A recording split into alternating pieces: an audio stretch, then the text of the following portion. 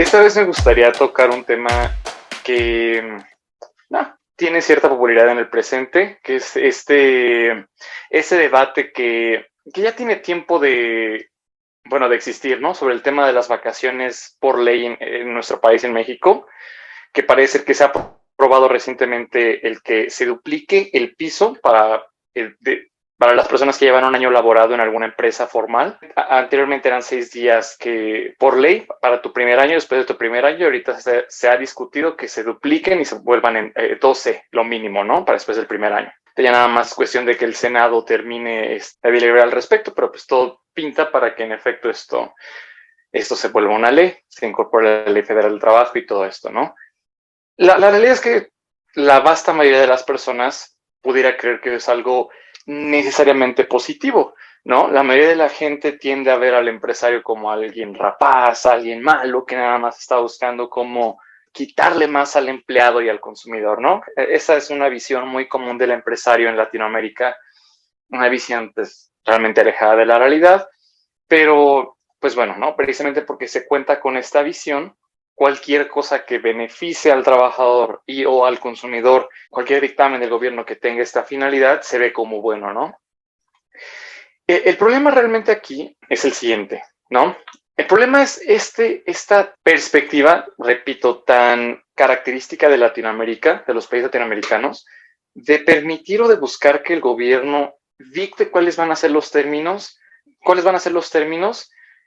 de acuerdo con los cuales se va a celebrar alguna transacción o algún acuerdo entre dos partes, ¿no? En este caso, un empleado y un empleador, ¿no? Repito, o sea, a pesar de que pudiera parecer nominalmente bueno decir, qué bueno para la gente tener 6 días más de vacaciones, etcétera, al final del día el empleador solamente va a significarle que, o sea, si una persona trabaja 6 días a la semana, digamos, especialmente un obrero o alguien en un trabajo de baja remuneración, es común que trabajen 6 días a la semana, descansando uno. Entonces, de las 52 semanas al año, se trabajan 51 y una 51 parte menos, porque le vas a dar otros 6 días al trabajador, ¿no? ¿Qué le puede costar qué tanto puede ser para un empleador el perder una 51 parte o el incurrir en una 51, lo que equivale a una 51 parte de aumento salarial, ¿no? Porque es al final de lo que es. Le estás pagando a un empleado una semana más de sueldo, ¿no? Entonces cuenta en términos prácticos como una 50 parte de incremento salarial. Mientras realmente esa perspectiva podría ser parcialmente cierta, ¿qué tanto puede costarle a una empresa eso? Pues la realidad es que al final del día lo que pesa aquí es el principio de por qué es malo permitir que el gobierno sea el que dicta los términos de acuerdo con los cuales las personas y los empleadores celebran contratos. Primero que nada, pues este tipo de cosas no, a pesar de que pudieran verse como algo mínimo, repito, una 50 parte de costos adicionales por empleado para las empresas, sí tienen un impacto negativo del mismo tamaño, ¿no? Pequeño y lo que tú quieras, pero generalmente sí tienen un impacto. Si una empresa tiene que cumplir o busca obtener cierto nivel de rentabilidad, y está incurriendo en más costos porque el gobierno ha dictado que se tiene que pagar al empleado X o Y Z, cualquier tipo de prestación de ley, las empresas, pues, una empresa no es una caridad, ¿no? Evidentemente, ya sea una empresa gigantesca como Coca-Cola, McDonald's o un panadero, el panadero de la esquina, el dueño de la ferretería de tu colonia, etcétera, esas empresas, repito, independientemente del tamaño, pues no existen para dar calidad, existen porque quien las puso, quien decidió emprender, pues espera ganar dinero, ¿no? Normalmente la gente tiene expectativas, así como tú tienes expectativas salariales y buscas un empleo que te pague lo que tú crees que vale tu trabajo, los empresarios también esperan obtener cierto nivel de rentabilidad. Entonces, si un dictamen gubernamental va a obligar a un empresario a reducir o a pagar más dinero a los empleados, así incrementando sus costos, evidentemente, o lo que esperaríamos de una persona racional, de una persona pensante, es, ok, yo quiero obtener X, el gobierno me está obligando a gastar más, entonces, ¿qué hago? Pues de alguna forma voy a recuperar esos costos adicionales, ¿no? ¿Cómo? Pues probablemente tal vez a través de contratar a menos personas, hacerlas trabajar un poco más, reducir beneficios de otra forma, aumentar los precios, aunque sea en una 50ª parte, probablemente menos, porque pues los costos laborales no son todo lo que lo que influye en el precio de un bien. Pero al final del día, este tipo de políticas no se quedan sin una repercusión o sin una respuesta por parte del empleador, perdón. Ahora, repito, en este caso, pues mucha gente podría decir, bueno, al final del día, ¿qué importa, no? Más vale una semana más de vacaciones en manos de un empleado que estar llorando por un incremento de costos o incremento de precios mínimo que la gente ni siquiera va a sentir. Pero repito, aquí lo que importa es el principio, porque en este tipo de países en vías de desarrollo como México, realmente todavía una de las fuerzas más grandes de desarrollo, a pesar de lo que tu amigo de izquierda te diga, una de las fuerzas más importantes para el desarrollo es justamente la inversión foránea. La inversión es la inversión extranjera, por ejemplo, ¿no? La creación de nuevos empleos también por parte de emprendedores aquí. Y el principio de que el gobierno sea quien pueda dictar cuántos días de vacaciones va a haber, qué prestaciones se le tiene que dar a un empleado y le quede poca discreción a quien pone un negocio o a quien se quiere traer una fábrica, un call center o algo por el estilo de otro país para acá, resulta en un desincentivo. O sea, si tú quisieras mover, no sé, digamos, es algo común aquí, se le llama nearshoring, ¿no? Que se traigan, por ejemplo, que en lugar de contratar, es muy común con lo que tiene que ver con servicios de atención al cliente, ¿no? Si una empresa tuviera que escoger entre traerse un call center, por ejemplo, para dar empleo a unas 3,000, 4,000 personas, ¿no?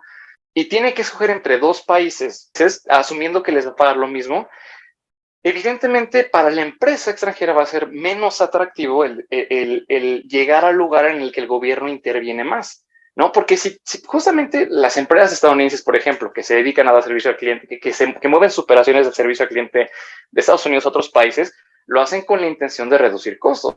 Si quisieran pagar más, pues se quedarían dándole trabajo a gente de Estados Unidos, pagándoles 10, 15 dólares la hora, en lugar de traerse una empresa para acá, en donde le pueden pagar 5 dólares la hora a alguien. Evidentemente, la intención de la empresa es reducir costos.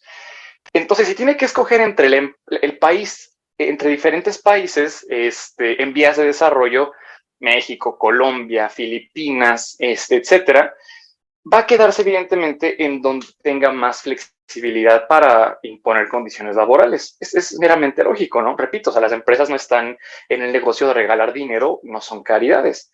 Entonces, el precedente de que el gobierno sea quien puede estar diciendo, ahora dale más días de vacaciones al empleado, ahora dale esto, abónale lo del Infonavit cada 2 meses, abónale a su Afore, afílialo al Seguro Social, págame X, Y, Z, para que yo te deje operar, etcétera. Lo que consigues es meramente ahuyentar a potenciales empresas extranjeras, volviendo así más difícil la obtención de empleo. La realidad es que justo ese es un problema porque se consigue lo contrario a lo que se busca promover. Se supone que la idea de estas leyes, por ejemplo, todas las normas contenidas en la Ley Federal del Trabajo, buscan proteger al empleado y buscan, pues, en teoría, hacer que los empleados tengan un mejor nivel de vida, ya sea precisamente a través de la afiliación al seguro, días de vacaciones pagados, etcétera, etcétera, ¿no? La realidad es que a pesar de que esas leyes se supone que tienen esa intención, al imponer un desincentivo, porque repito, o sea, para una empresa que tiene que decir, a ver, ¿a dónde me voy? Mejor me voy para acá, que el gobierno no me obliga a hacer tantas cosas. Para esas empresas, al existir este desincentivo, pues obtienes menos emprendimientos por parte de nacionales, por parte de gente que quisiera emprender aquí. Los desincentivas, pues para muchas personas que tal vez estuvieran pensando en dejar de trabajar, volverse empleadores y empezar a dar trabajo a ellos, creando nuevas fuentes de empleo, riqueza, etcétera, los desincentivas eliminando así potenciales futuras fuentes de empleo. Lo mismo con la gente con las empresas extranjeras, ¿no? Eliminas la llegada o limitas la llegada de empresas extranjeras que pudieran crear fuentes de empleo. Y repito, contrario a lo que mucha gente de izquierda dice de que las empresas nada más llegan a explotar, es todo lo contrario. La llegada y creación de nuevas empresas fomenta el bienestar del empleado. ¿Por qué? Porque la competencia, así como cuando las empresas tienen que pelearse por un recurso natural, algún recurso, algún input para sus procesos, el precio de este input, el precio de este recurso incrementa como resultado de la creciente demanda, así como el precio de los recursos crece como resultado de la creciente demanda, lo mismo pasa cuando muchas empresas están peleando por mano de obra, por empleados calificados. La presencia de diferentes empresas buscando empleados hace que la oferta laboral mejore. Necesariamente hace que los sueldos se incrementen, que se ofrezcan más días de vacaciones, que se ofrezcan más cosas, precisamente como resultado de las empresas compitiendo por conseguir mejores empleados y por retenerlos, ¿no? Esta visión de que el empresario nada más está buscando cómo joder al empleado es muy tonta, muy primitiva y muy despegada de la realidad, y basta con ponerte a buscar en un portal de empleo para ver por qué es así. Si la intención de los empleadores fuera meramente el cumplir con lo que se les pide y ver cómo se joden al empleado, no existiría ninguna empresa que te dé prestaciones superiores a la ley. Una búsqueda rápida en un portal de empleo revela que es muy común encontrarte ofertas que te dicen justamente prestaciones superiores a la ley, que el fondo de ahorro, que días adicionales de vacaciones a los que marca la ley, que seguro de gastos médicos mayores, etcétera, ¿no? Eso es resultado de la competencia, de que hay diferentes empresas peleándose por empleados y ni siquiera tienes que llegar a buscar puestos ejecutivos que paguen más de 100,000 pesos para encontrarte ese tipo de competencia y ese tipo de prestaciones superiores a la ley. Es común encontrarlas en sueldos mucho menores, para personas, digamos, para empleos que no requieren tanta especialización. Reitero, eso es meramente el resultado de la competencia entre particulares, entre empresas, por captar empleados, cual ya es de por sí difícil para muchas de estas, ¿no? Entonces, repito, y bueno, o sea, precisamente esto, el hecho de que existan empresas que te ofrecen cosas superiores a la ley, justamente pues le renta credibilidad al punto de que las empresas, en efecto, no están nada más viendo cómo joder al empleado, ¿no? Están buscando cómo mejorar sus procesos, cómo ofrecer algo mejor a la gente con tal de ganar más dinero. Con tal de ganar más dinero, siempre buscan retener a los empleados. Pero sí, repito, si el gobierno es el que puede dictar cuáles son los términos del juego, cuáles son las reglas, eso pues resulta en ahuyentar a inversión extranjera y, repito, en desincentivar a quienes pudieran ser emprendedores, lo cual pues dejando de lado el tema de la competencia laboral que trae consigo mejoras para los empleados, pues también resulta en menos prosperidad para todos, porque hay menos competencia de precios, menos cosas, o sea, menos competencia de precios, menos competencia por hacer mejor, por ofrecer mejor calidad en productos, servicios, etcétera, ¿no? Estas leyes laborales entonces nos afectan, o el malestar que causan a largo plazo para todos, no para el empleador, no, para el consumidor, para todas las demás personas. El malestar que nos causan termina siendo mayor que la intención, perdón, detrás de estas leyes, ¿no?